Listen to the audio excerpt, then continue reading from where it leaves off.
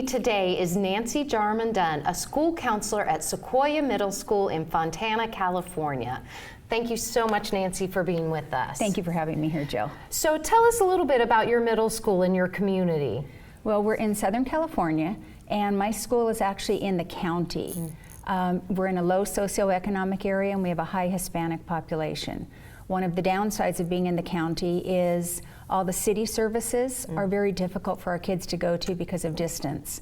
So some of the recreation department and parks and all those things just are very far for our kids, so there's not a lot for them to do outside of school. How big is the school? We have about 1,200 students. And how many school counselors? And we have 2 school counselors, and we're grades 7 and 8.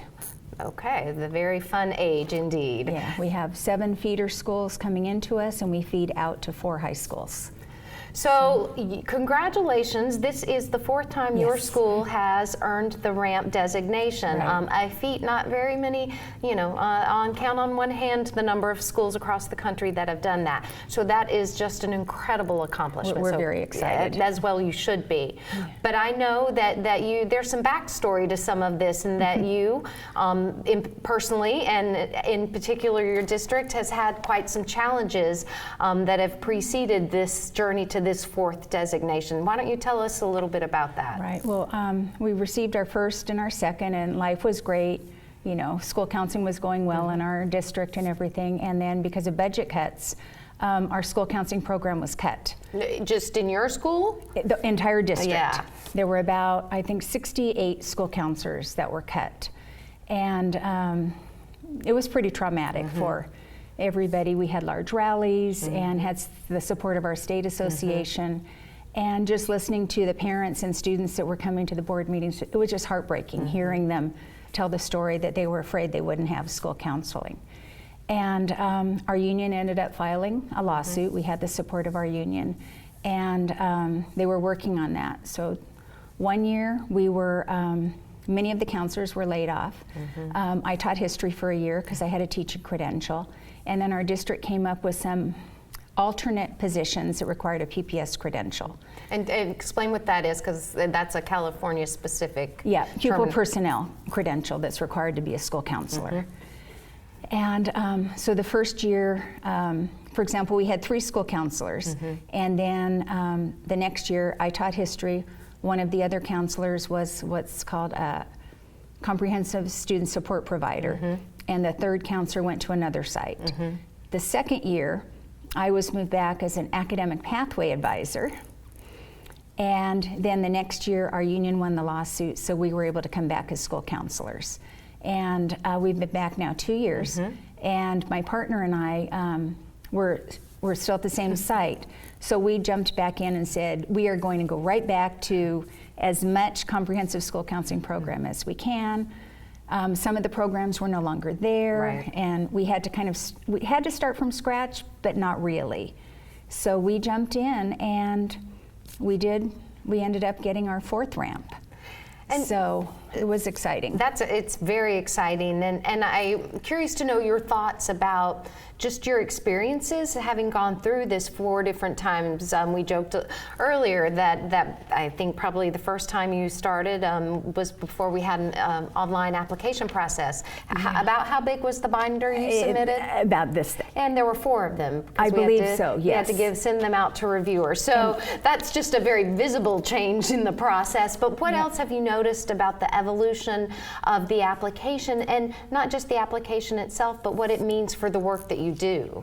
I think it's becoming more intricate, and we need to really, it's not that when we first did it, it wasn't really involved in everything. It was. But now it seems like it's getting a little bit more specific, more specific, which is great. Right. It's something that, our profession is evolving and moving forward, and that's good. We're following along with other education trends. And so I think that's important. I know moving to the new mindsets and behaviors, that's something that, although we did not have to do that in our application, this year we are starting adding, we're still keeping the old standards because it's a transition. It is, but we're adding the new mindsets and behaviors with everything so that when it's time for the next one, we're going to be ready. That will be a requirement. That's what we keep thinking. How can we, just keep making things better? how can we refine our program to be more successful for the students. And I think applying for RAMP year after year, or well, every 3 years, now 5, it's kind of helped us because we focus on that. What can we do to help students more than we did last year? And that's, you know, the RAMP designation in and of itself is fantastic, and we are so excited to always honor these schools doing this incredible work. But the real goal is to have sustain the exemplary work that schools are doing, and RAMP is just a way we get that opportunity. Right, and you know, the recognition is lovely. There's no denying that. It's great to have, you know, we have the plaque at school and our trophy case in the office, and having the recognition dinner, and you know, wearing the name tags, you know, that say RAMP school. Right. I mean, that's wonderful. But the bottom line is, what are we doing for students, and how are we helping them? Absolutely. And I think it also helps to advocate for the profession, because so many people don't know what school counselors do, and they think back to their own school counselors. And I know when I was in junior high and high school, I had a school counselor. What they did then, it's an entirely different job than what I do now. And a lot of what we do is confidential, and we can't tell people. So doing things like this helps us kind of showcase the work that school counselors do and advocate for the profession. And that is exactly part of the purpose of this program. I'm wondering, given that you're at a middle school, and I have to tell you that we don't, we have more high school and elementary schools who've earned the RAMP designation than middle schools. And I was a middle school counselor, and I know the challenges that come with middle school. So, you know, there's a lot going on with those youngsters. So how have you dealt with that particular piece of that, or how have you used the comprehensive school counseling program to really get to those students and get in those classrooms to deliver some things that students that age need? Well, when, if I can go back just a little bit, when I first started, I've been at my school for 28 years. Wow. So I was a teacher first, but I've been fortunate to be at the same site. That's incredible. And when I first started, we did primarily individual counseling and some small groups. Right. And then we heard about national standards. And I was so excited. I remember I'd made copies, and I brought them to a staff meeting, and I said, look, we have standards too. Just like all of you have standards, we have standards too. And then we started going through, we created our advisory council, which we didn't have before. Okay. And just kind of started, had the little book, the 2 books, that had the little rainbows on them. That's right. On the national standards, and we kind of started going through that. But I think one of the things that really changed it was when we started doing the curriculum lessons. Because we were actually outreaching everybody. That's correct. And we started small. We found a couple teachers that would let us. And that's exactly the advice we give when counselors are facing challenges getting in classrooms. Right, because we figured start small and do it well. Right, that's and so others will hear about it. And that's what happened. Yes. And one day in the staff lounge, one of our teachers was talking, we were doing study skills lessons, and one of the teachers was talking about her students doing this, and one other teacher said, well, my kids don't do that. She said, well, the counselors came in and did that. Well, they didn't come to my class. And I was going to my mailbox, and it's like, oh, hello. When would you like me to come to you? Exactly. And we just kind of did it step by step, and then we got to the point that we were in all the classes. We go through social studies classes and PE. So you have a system for it now. It's not just random getting in. It's the expectation. Exactly.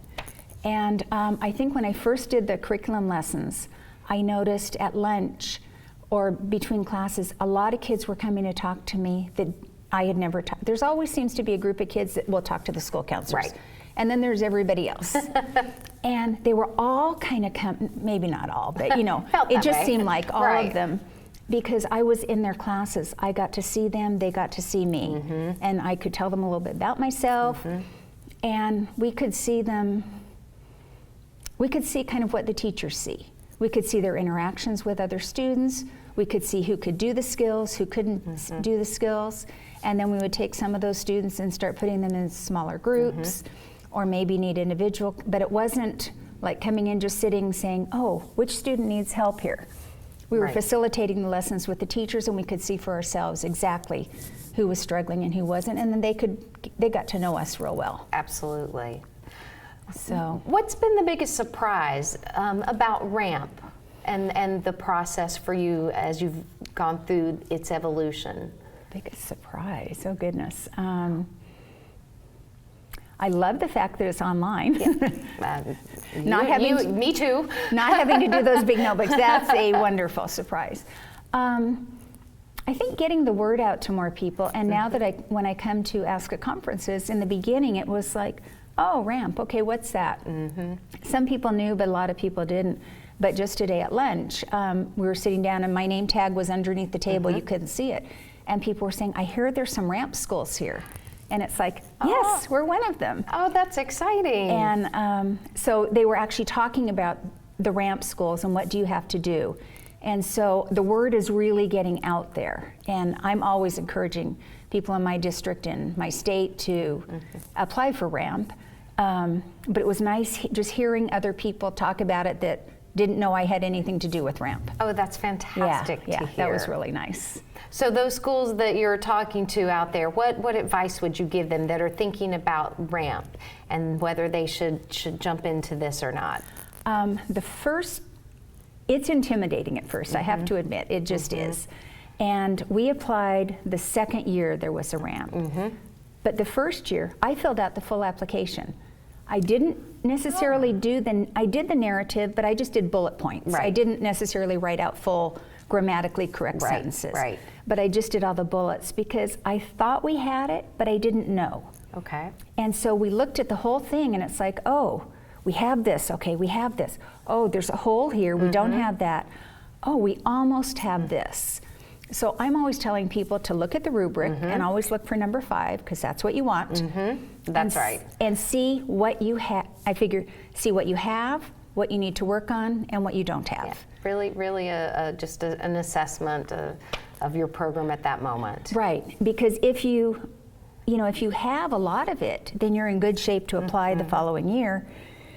If you're missing big components, then you really need to work on it for next year. But if you just need to kind of tweak some things, you might be in the ballpark. Right. You know, forming an advisory council and getting the required meetings in a moment's notice is not something you can do immediately. No, you can't do a fall and a spring if you wait till May. No, not really. But if you have data and have been collecting data, it might be just getting it in the format that's needed. Right, and a lot of people already have the action plans and results reports and the lesson plans. They may not have it in the format.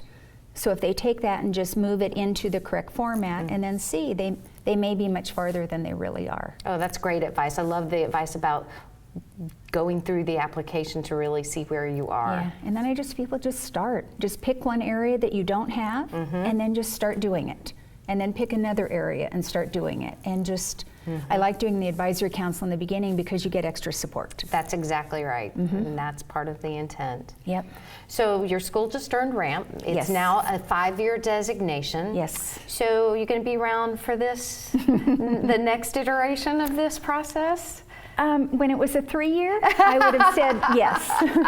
5 years, I'm thinking I may have written my last ramp. Oh my gosh. Well, I don't know. I don't know. Enjoy. We love the fact that you're able to share about your experiences. As I said, you're one of the few who've been there almost immediately from the beginning, and you've seen the evolution. And I know you have taken what you've been able to do with your school counseling program and really, as you said, advocate for the school counselors at your school, in your district, in your state, because you have seen at your school from this process the impact it has. Yes, it's had a great impact. And just the fact that counselors are included in our staff. You know, we're not like, oh, we're left out over there and we're forgotten. We're just included as part of it, and that's really nice, and that's how it should be.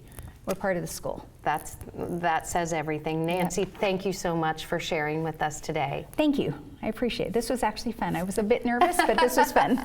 Fantastic.